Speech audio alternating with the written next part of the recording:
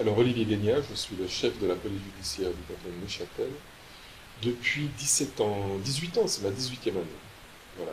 Auparavant, je suis docteur en sciences forensiques, donc j'ai étudié à l'Université de Lausanne, à l'école des sciences criminelles.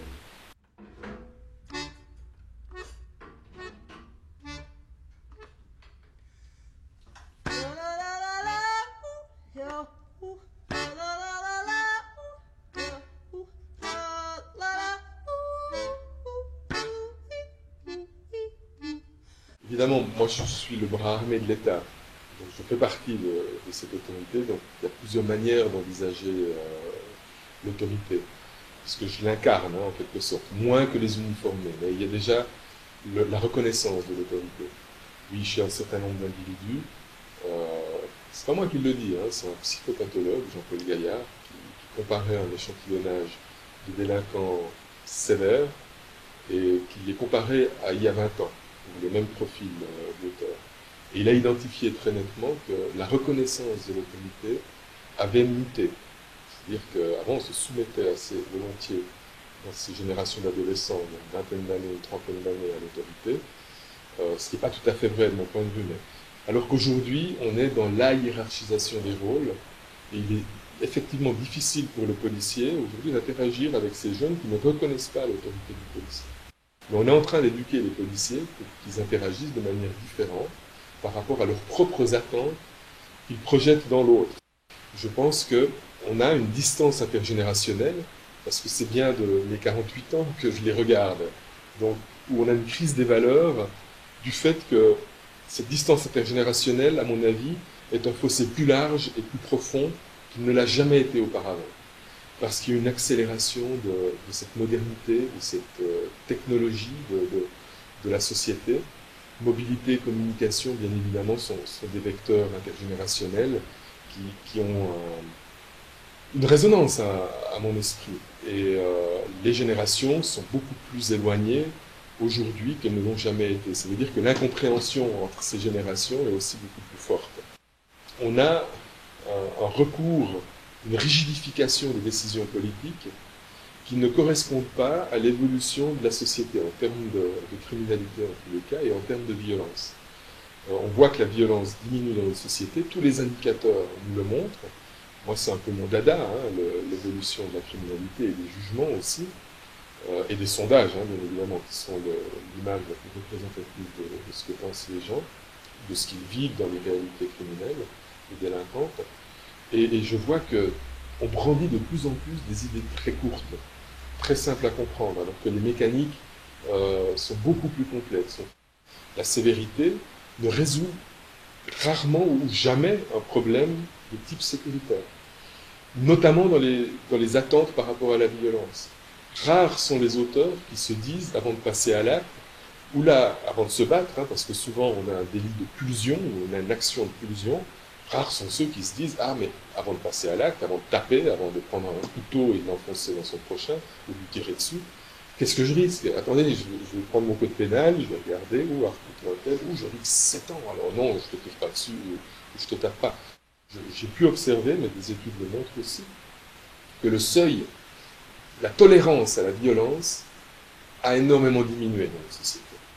Que dès qu'il y a des faits violents qui se produisent dans la société, il y a une plus haute réactivité, déjà émotionnelle, par rapport à ce qui s'est produit. Une inacceptation par rapport à la quête d'un risque zéro, par exemple. Il y a un événement traumatisant qui est arrivé, ben oui, mais la vie, les événements traumatisants font partie de la vie. On est obligé de les accepter. Tout ce qui est répertorié et documenté nous montre, dans toutes les étapes, que cette violence existe depuis toujours. Barbare aussi, avec des décapitations, même institutionnelles. Je veux dire, on avait la peine de mort, aussi, enfin, place publique, et tout ça a disparu. Alors, on est dans le postmoderne, à mon avis. Dans le moderne, on a fait un déni de la violence, ce qui a coïncidé avec cette diminution du seuil de notre tolérance à la violence. Tout à coup, on a un rappel par rapport à une mondialisation de choc de culture. Hein. Je vois effectivement qu'il y a eu une mutation à travers le temps. La Suisse a décidé, avait un tabou autour de la famille, un tabou pénal. Hein. Ça veut dire que la police ne pouvait pas s'occuper de violences conjugales s'il n'y avait pas de plainte. On a changé le code pénal en 2004, donc c'est une histoire toute récente, où le patriarcat, finalement le secret de famille, a été rompu. Donc on a ouvert la porte à la police, donc je peux aller vérifier si j'ai des indices que des violences ont été exercées dans la famille. Et on a fait diminuer vraisemblablement le nombre de violences au sein de la famille. Il n'est absolument pas en augmentation, sauf qu'il y a un chiffre noir. Tout ce qui n'est pas officialisé nous échappe. On le voit dans les sondages, cette violence existe encore. Maintenant, il y a une mutation de la famille par rapport à la place de la femme, par rapport à l'homme. Je viens de voir un sondage, je fais partie de la Commission fédérale pour l'enfance et la jeunesse. Nous avons voulu savoir ce que pensaient les 17 ans d'aujourd'hui, parce qu'ils pourront voter à 18 ans. Et c'est assez étonnant, parce que par rapport au style de vie qu'ils envisagent pour eux-mêmes, il y a une majorité qui veut vivre à temps partiel, tant pour l'homme que pour la famille.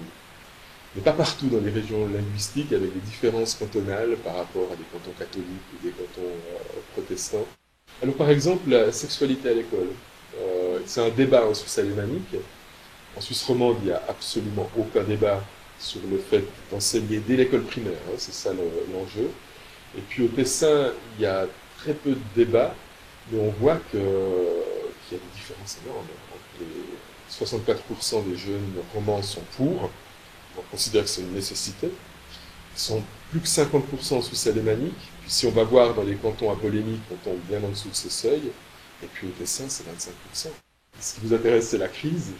Et quand on parle de violence, quand on parle de sexualité, évidemment, on parle aussi de responsabilité politique pour faire, en vue de diminuer hein, ces violences, et puis de rechercher la plus grande harmonie.